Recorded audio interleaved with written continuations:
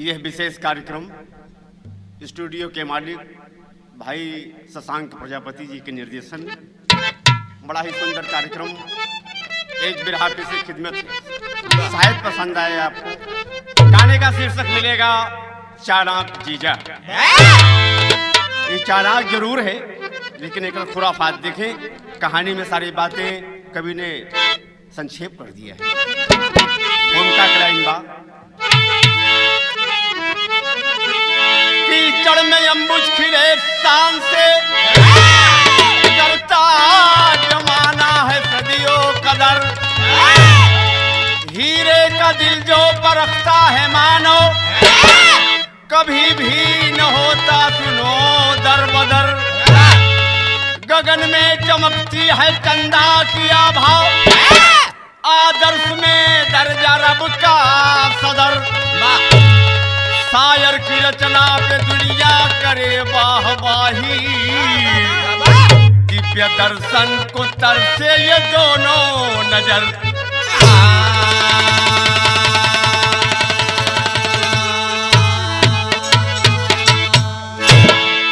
एक लड़का है, शादी विवाह हुआ, दुल्हन आई। चालाक इतना बड़ा बेवकूफ है कि एक पैसा के घर पे काम नहीं करता, कभी चौराहे कभी वो दुकाने बुलबुली फेर के घूमत। दुल्हन आई, एक कार्यकलाप देख के ससुराल पक्ष के लोगों ने लड़की की विदाई करवा लिया। काम मेहमान जब से कायदे से काम धाम न करे तो जिंदगी कैसी बसर हुई। जब पैसे रहे हम इसको ले जा रहे हैं बेटी को अपने, जब काम धाम करे लग गया कायदे से दर ठिकान हो जाई तो मिट्टी के लिए आई है। कई साल बीता ये घूमत है बुलबुली फिर कभी ने एक गजल का भाव दिया मास्टर।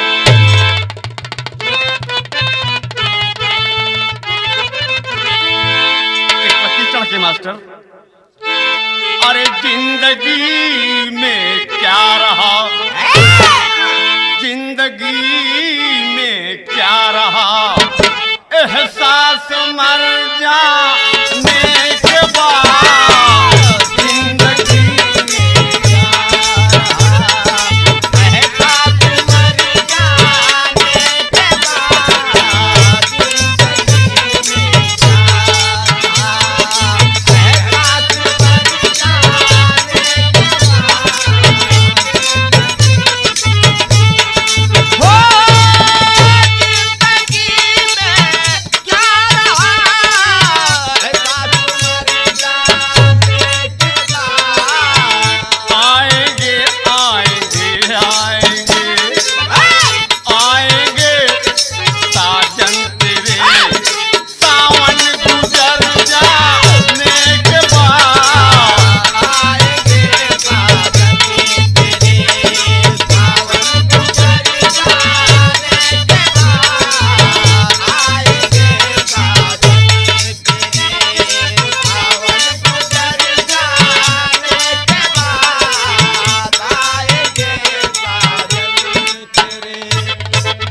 परेशान है इधर उधर, लड़की पक्ष वालों ने कहा है कि मेहमान जब कुछ आगम 2-4 महीना के जब करे लगा कमाई तो लिवा जाए।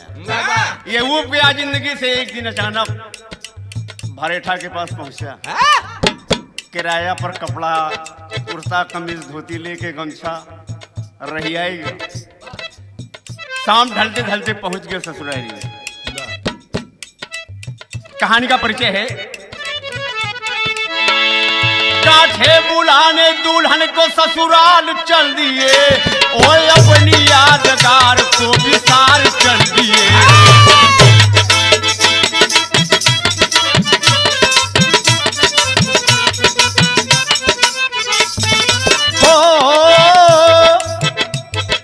चलते चलते पहुंचा जा घर आधी रात को, ससुर के क्या सुनाया सतब अपनी बात को।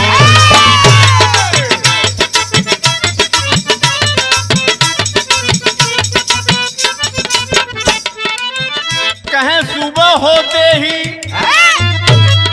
भैया पहले ही बाबा प्रणाम, आओ आओ मेहमान देखे थे। आज मेहमान बड़ा बढ़िया धोबी के दुल्हा नवा नवा कपड़ा पहन के करे वाह तेमा में आन कुछ काम करे लगे कहता आप लोग की वजह से हमार दुल्हन के रोके यहाँ देखे झूठ बोले था क्या बोले था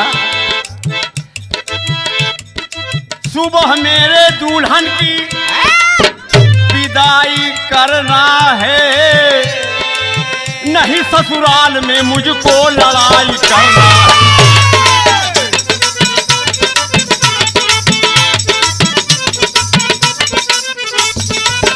रेल मंत्री का एकदम 100% झूठ बोले थे कुछ नहीं बा कहा था रेल मंत्री का हम पीए बन गए रेल मंत्री का पीए बन गया हूँ मैं उसी के कारण झूम के तो तन गया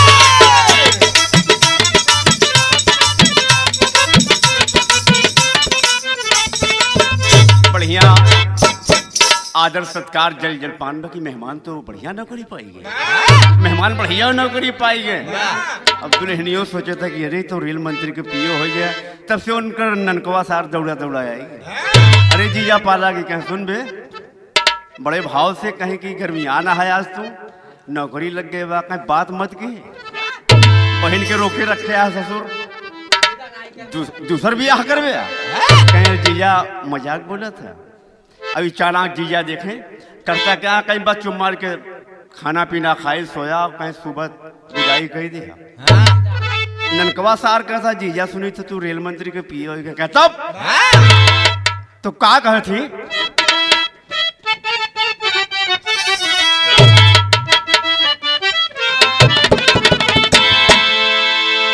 सारे गौवा के सपना सजाई देव हो सबके रेल में नौकरिया दिलाई देव हो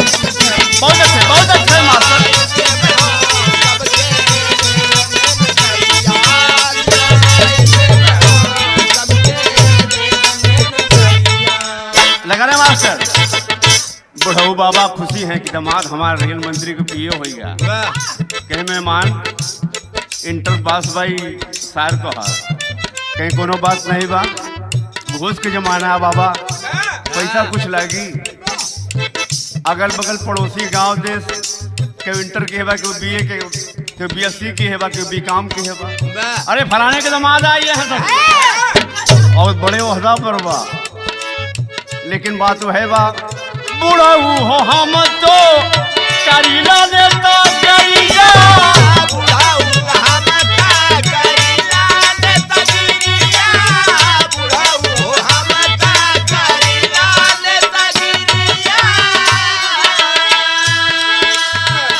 नौकरी सबके मिली लेकिन शर्त बा घूस बिना पौबे नाही भैया नौकरिया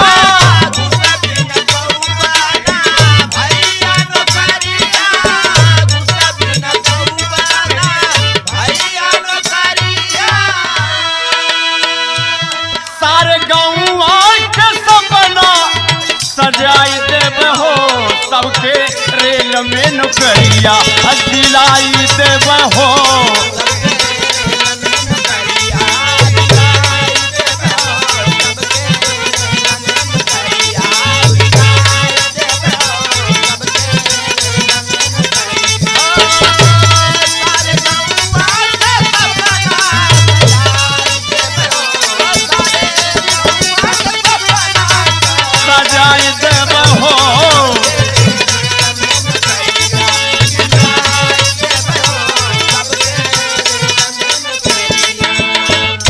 मास्टर कहें मेहमान घूस लागे कहें फिर और का सुन देता रिश्तेदारी अलग बा लेकिन घूस लगवाई के लिए चाहिए हो ननकऊ कहें कि हमार जीजा पैसा मऊज से कहें कि बोल खराब है चालाक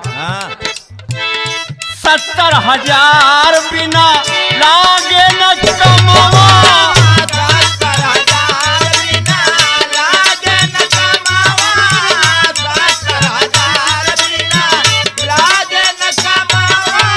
नाही तो नौकरिया में पड़ जाई झमवा।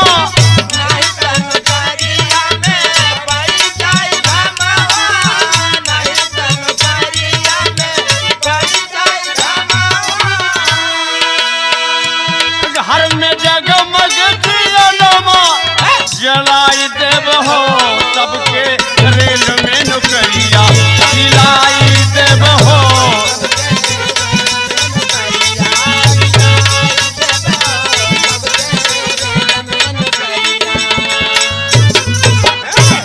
कहीं ठीक बात पक्की, नौकरी तो हर पक्की, जिम्मेदारी हमार बा।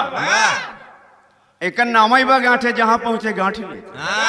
ससुरारी पहुंच के गांव वालन के सारे के तो फसाए, टोला पड़ोस बिरादरी और जान पाए कि फलाने के दामाद एकदम रेल मंत्री का पिए ऐसा एकदम झूठ बोले थे। कुछ नहीं बा। ई बतिया सुन के सब खुशी हो गए। कहीं सवेरे दुल्हन की विदाई कह दे। दुल्हन और केहू से 70,000, केहू से 1 लाख, केहू से 1.5 लाख, केहू से 2.5 लाख लेके कि बढ़िया बढ़िया नौकरी कहें कि कम मिले। झूठ मूठ पहुंचा दुकान से, फार्म छपवा के फार्म भरवाई दिया कि तू क्लर्क हो जाए, तू बड़े बाबू लायक है, चपरासी की नौकरी मिलेगी। कहीं उनकर सार कहे ननकवा जीजा हमके कौन पद दे होगा, कहीं तू हमारा सग सारा तो का बड़े बाबू बनाई के रखे। देखे कितना फर्जी बोले थे गठवा। बढ़िया गाठे कभी निभाव दिया।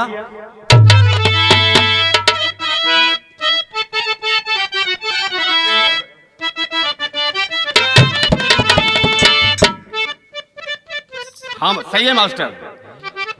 साल बीता, 2 साल बीता, गांव वाले सब है इंतजार करत करत कहीं फार्म भर के ससुर ले आएगे। एक भर्ती कब निकली सब पता लगे। गांव वाले आए जहां उनकर ससुराल रही, ससुर से कहीं कस चचा, कस फूफा, कस माई, तुम्हारे दामाद गांठे का पता ही नहीं लगे। कहीं भाई भर्ती रोक दी ही गई बा, भर्ती में रुकावट बा। जब भर्ती आई तो जेकर जेकर पैसा लिए हैं सब इत्तेफाक से फिर समय गुजरता हुआ गांठे दोहरैया फिर सच धज के आ गए ससुरारी। ससुरारी आई गए और सब जब खबर पाए तो कहीं चला सारे चीज देखा ही कैसे नौकरी दे। तो कहीं मेहमान पाला कि खूब जी आवा आवा, पानी उनी पिए, कहीं बताओ फार्म वार्म जो भरवाए रहा कुछ खबर वाई, नौकरी उकरी कम मिली। अरे बैंक में पैसा डाले हो तो 1.5 गुना 4 गुना ब्याज मिले। कहीं भाई धीरज रखा, कहीं बस करा धीरज तोहार हम देख चुकी। जो पैसा लियो का जल्दी बस यही लागे पैसा हमारा वापस करा, नौकरी यही सब न चाहिए। नटवा कहीं मामला तो फंस के कोनो शिकायत तो नहीं कह दी। तो करते का है भाव है। अरे धनिया ता नहीं हर गईली, बदले में सार पठैली।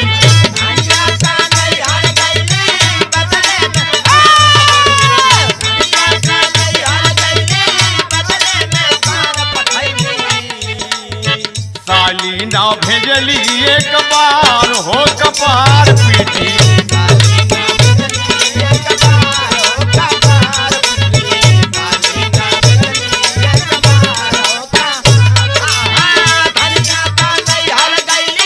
बदले में सार पठैली।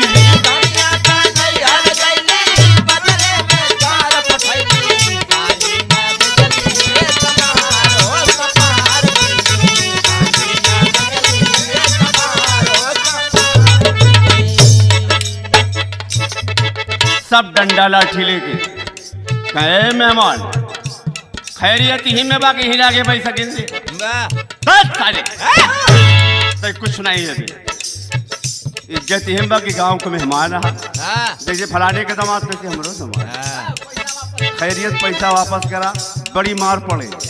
गठवा सोच लिए कि अब मार पड़े, बहुत मार जा बेइज्जती और कहीं तो सोच लिया कि अब पैतरा बदल दी।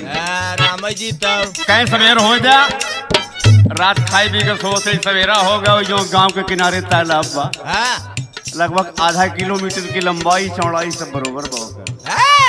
बढ़िया पानी लहरा था वही तारा पर आवत जाती उसमें देखा घुमा देश चालाक चीजा सबको बेवकूफ फिर बना रहा है। हाँ, तारा पर आओ। पैसा हम सबका देबै नाही यह सनवा लेबै। पैसा हम सबके देबै नाही यह सनवा लेबै। पैसा हम सबके देबै नाही यह सनवा लेबै। चला सबके तारा के किनार सुन सार बुढ़ऊ चला सबके तारा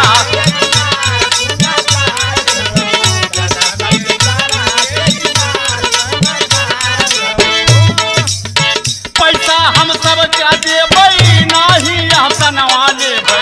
पैसा हम सबके देबै नाही यह सनवा लेबै। पैसा हम सबके देबै नाही यह सनवा लेबै। चला सबके तारा के किनार सार बुढ़ऊ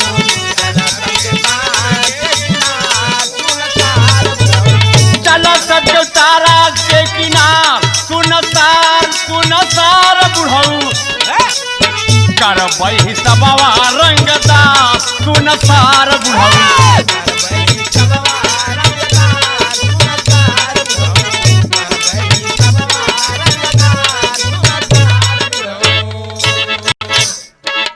एकदम फंस गया मामला रात बीती और झूठे बोल रहा था कि जी अपने भाई से कहा था कि रात भर सोए ले गांव वाले मरही लिहाड़ी उछल जाएगी।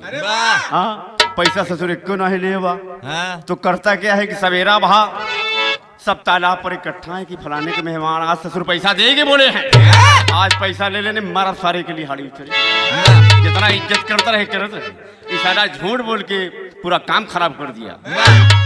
सूरज उगा सवेरा हुआ सब पहुंचते कभी ने ड्योढ़ी का भाव दिया मास्टर।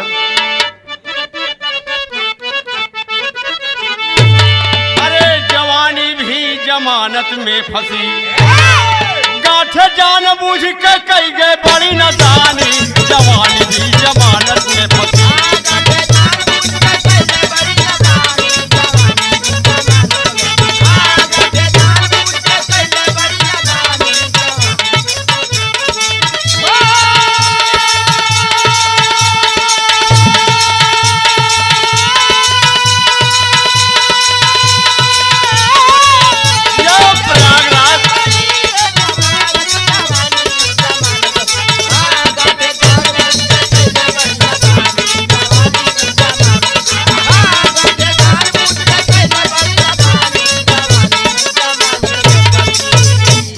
कितना बढ़िया भाव सवेरा भाव सब इकट्ठा बने और गांठे पहुंचे कि बस ये आज आखिरी दिन है। उस सोचे था कि मार तो जब डाली नहीं पैसा है ये न बा पहुंच गए ननका स्वार सार भी बा गांव के अच्छे अच्छे लोग जी पैसा दे रहे हैं क्यों 1.5 लाख क्यों 2.5 लाख क्यों 1.5 लाख क्यों 70,000 क्यों 50,000 और बैंक में पैसा रखा होते है दूना चौगुना।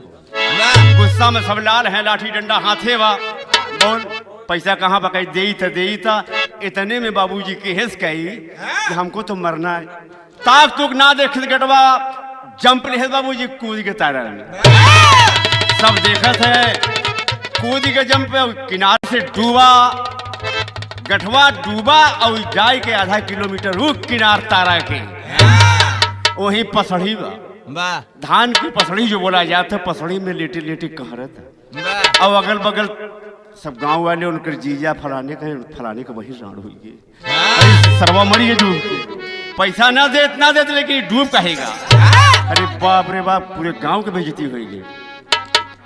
अब इतने में जब सवेर भा सब जान ले हैं गांव वाले की गांठे तो मर गए एकदम डूब के मर गए और सार वहां कहती जाए के गांठे एकदम सांस लेता है कितना और ध्यान से फरेठा अपन लादी गाठी लेके गदहा पर लाद के ले आए पड़ के पथरा पर लादी पटकस तो गठवा सोचिस की गांव तक कीटाने बा हो सकत भरेठा हमार मदद कर दी। भरेठा पछारे थी छियो राम छियो छियो राम छियो छियो राम छियो उठाए के धोती जैसे पटके चाहे कचारता तब से निगाह पड़ गई गाठी पर वो पसड़ी में ऐसे बेकैया लेटा बाटे कराहता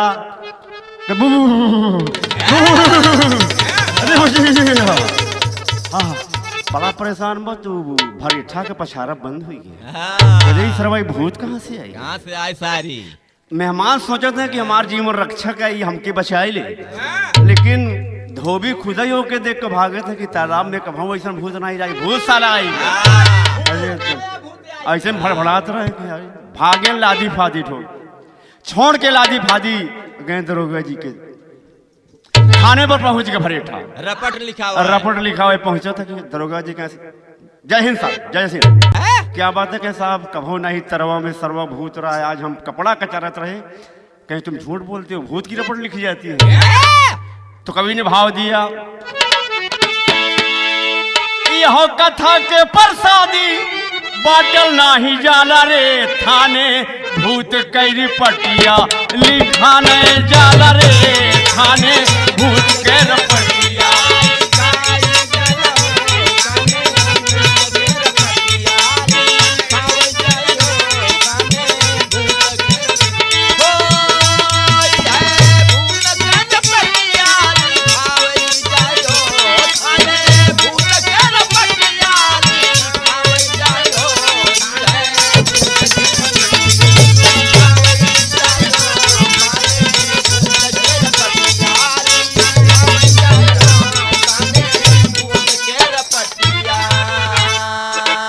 दरोगा जी पन्ना पलटे थे, कैप लगी है। क्या बात है भरेठा? हाँ। हमारे दिया राव आके भाई बड़ी साथ सजा, हमारे दिया रावा के भैली बड़ी साथ सजा, हमारे दिया रावा के भैली बड़ी साथ सजा। सही सही कही झूठ नाही बोलत बाटे, सही सही कही झूठ नहीं बोलत बाटे, सही सही कही झूठ नहीं बोलत बाटे। शंका वाली भूत कई झंझटिया लिखल ना जाए, थानवा में भूत कई रिपटिया लिखल न जाई। दरोगा जी बार बार कहते वापस जाओ, कहे साहब हमारे जीव के लाग हुआ, हाँ। हम कपड़ा कचारी थे कहे किनका समय से कपड़ा नहीं दे पाओ थे, आप ऐसी बात। हाँ। पूरा स्टाफ हंसने लगा कि क्या बकते हो, कहे सही कहे सही है। कहीं भूत के रपट हाँ, दिखाई जाती भूत की है। रपट लिखी जाती है थाने में। हाँ। झूठ बोलते हो, कहे साहब रपट लिखा तो लिखा नहीं, कार हम एसएसपी के पास हाँ। लिखा तो लिखा नहीं, हम ऊपर आगे जा। हाँ, भरेठा को आश्वासन दिया गया दरोगा जी की चलो मैं साथियों के साथ तालाब पे सुबह आऊंगा। हाँ। और अब तक कोई कराहा था और जान गांव वाले सोच लें कि गठवा मरी गए। हाँ, अभी भरेठा फंसा रहे हैं। परेशानो करत बा उ हाँ। रही।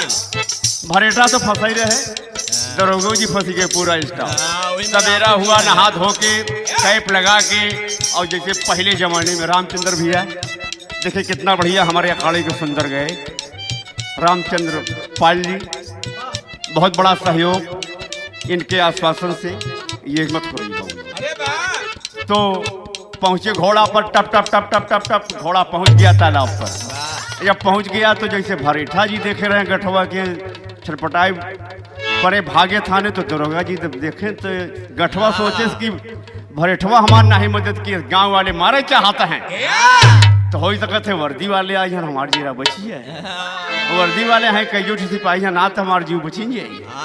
और बेकए हो के तालाब पर भरेठा के पत्थर ओरी जोने पे कपड़ा कचारत रहा, सोचे पकड़ के हम दरोगा जी के गुड़वा पकड़ ली, शायद हम कर। अब दरोगा जी के ओरी बढ़ावा, और दरोगा जी आपन घोड़ा, पहले के घुड़सवार बाबूजी घोड़े पर चढ़ते थे, नाल जड़ा जूता, और दोनों कहती घोड़ा के आगे एक पीछे बड़का मद्दर खूंटा गाड़ के जब गए, जब दरोगा देखे तो अरे बाप रे, अरे साहब रे बाप रे बाप। तो दरोगा जी कहीं भरेठा सही कह रहा था, भरेठा तो सही कह रहा था, ये तो साला जिंदा भूत है। कहीं कि पंडित जी, यादव जी, पटेल जी, हाँ सर, कहीं कि भागो, कहाँ कहीं आप भरेठा देखा था कि सरवा हमार जीव तो फंसे रहा, ये साले वर्दी वाले भी भाग रहे, अब कैसे हो? अभी जिंदा भूत ये साला तालाब में। गठवा सोचा था कि अब जीव न बची। जब कानून के साधारण आदमी मारना चाहते हैं, जब ये रक्षक हैं, हाँ, ये देख के हमका खुद भागे थे। हाँ, भागे, अच्छा कहे। घोड़ा पर चढ़ गए और मार दिए चाबुक दरोगा जी। अब दोनों खूंटा आगे पीछे को ऊपर गया। ऊपर गए तो दरोगा जी के करिहाई में खटपट खटपट खटपट खटपट खटपट मारे से लिहाड़ी उछल के दरोगा जी को कांपत कांपत कांपत कांपत पहुंचे थाने में। थाने में चेयर है, चेयर पर बैठा चाहती मुँह भरे दरोगा जी बाहर आएगी।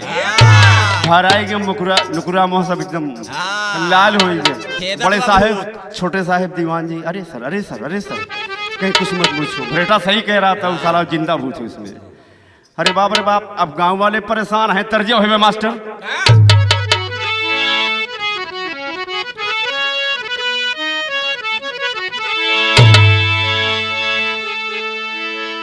मोह में बती सी हाथ छती सी, अरे पतली कमर हिलवले बा।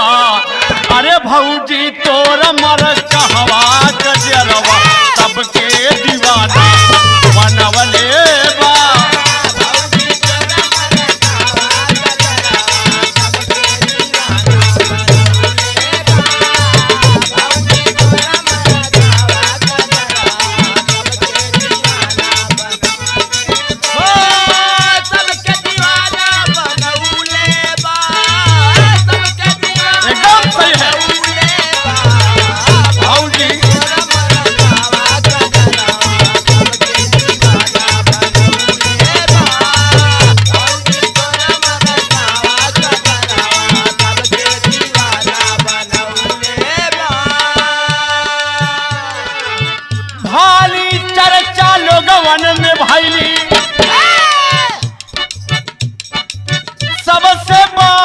बतवले बा, कहीं गठवा भूत हो गया। पूरा ससुरारी चर्चा, गांव देश के अगल बगल मोहल्ला गांव सब फलाने के दामाद पैसा के कारण मर गया, पानी में डूब के डर के मारा। जिंदा भूत बा, प्रशासन के लोग डरते हैं। दरोगा जी आए रहे, सब भाई गए वर्दी लेकर। कहाँ गौवा में चर्चा भारी भाई रे, सबसे बात बतावेला। गठवा गौवा में आई गईल बा, सबके जिंदा खाई हो।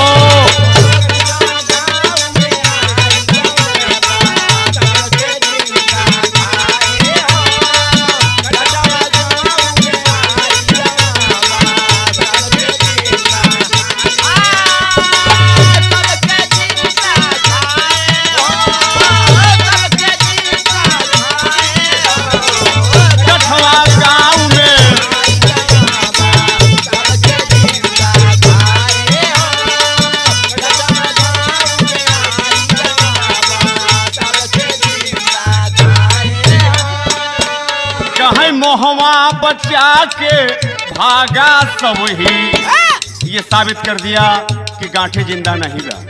अब गांठे जिंदा है, दरोगा जी परेशान है। वो सोचता क्यों न क्यों हमारा रक्षा करे, कोई बचा ले मुझे।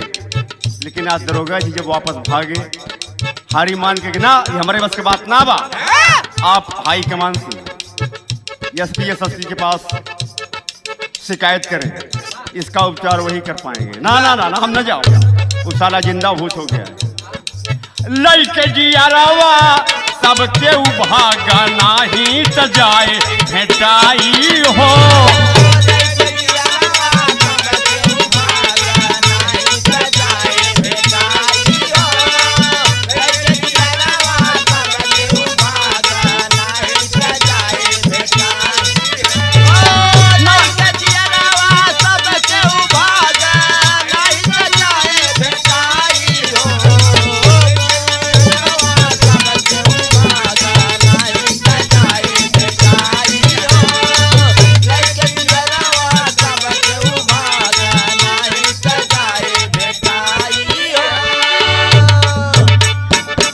जितने लोग गांव घर के रिश्तेदार नातेदार कबीला जितना पैसा नौकरी खातिर दिए रहे, गांठे के सब चौपट हो गया। आज गांठे के डर से कि जिंदा भूत हो गया है, प्रशासन हार गया। गांव देश सब अपन घर द्वार छोड़ के स्थान चेंज कर दिए दोस्त। ये गांव में भूत हुआ बा, सबके डहे पीढ़ी दर पीढ़ी आएगी, खुद खा जाएगा। इतनी बड़ी शंका हो गई, कवि ने आल्हा के प्रमाण दिया।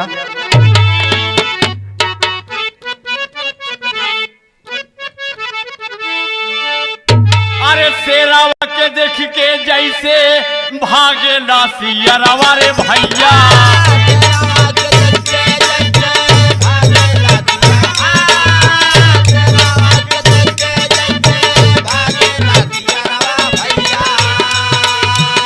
गाठे के देख के वैसे भागे नरना,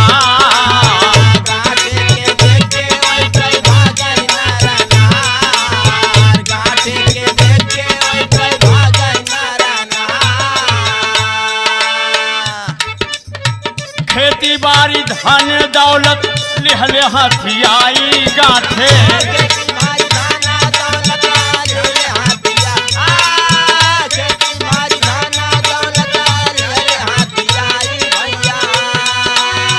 आज ससुररिया में खिलेली बहार,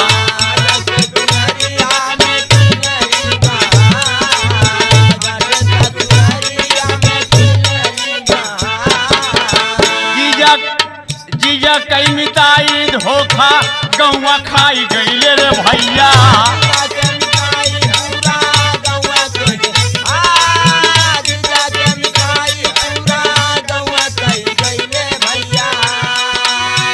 आज उनकर गीतिया गावेला संसार,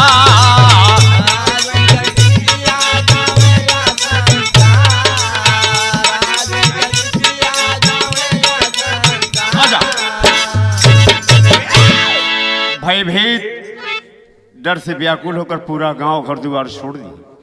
आई गांठे पूरे गांव का मालिकार बन गया बाबू जी।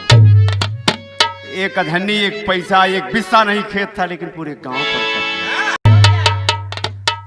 बुद्धि विवेक से गाने का आखिरी भाव देखें तथा पंधारी के। हाय हाय अरे गाठे ससुरारी करिश्मा दिखाई गईले, अरे भूतवा बन के सारे लोगवन के डराई गई,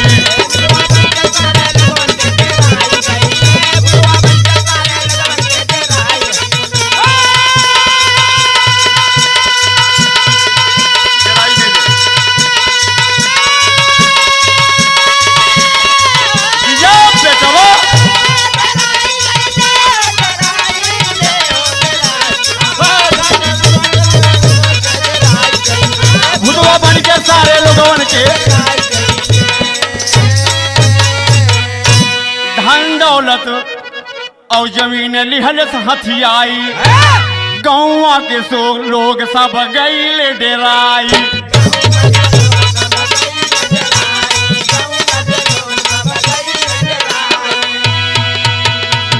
अरे कीचड़ में कमल का फूलवा खिलाई गईले, भूतवा बन के सारे लोगवन के डराई गई,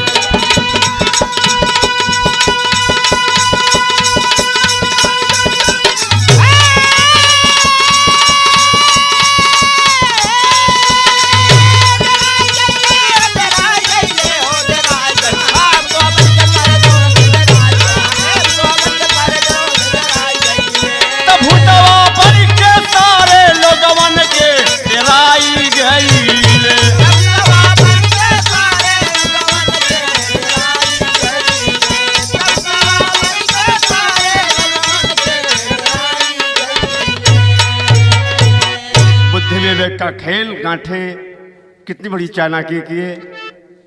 विधि भाग्य विधाता ने साथ दिया कि धन दौलत पूरी ससुराल पर कब्जा हो गया। इन्हीं शब्दों के साथ हमारे गाने समझाने में जो भी त्रुटि होगी आप सब माफ कर दीजिएगा। अंतिम भाग स्वामी गीतानंद संत हुल्लूर जी तजे को तारी। अरे गीतानंद श्री राजा रामपाल, अरे वीरेंद्र के लयदारी हो, जवानी भी जमानत में फंसी। अरे हैदर अली की जिभिया बोला थी महारानी, जवानी भी जमानत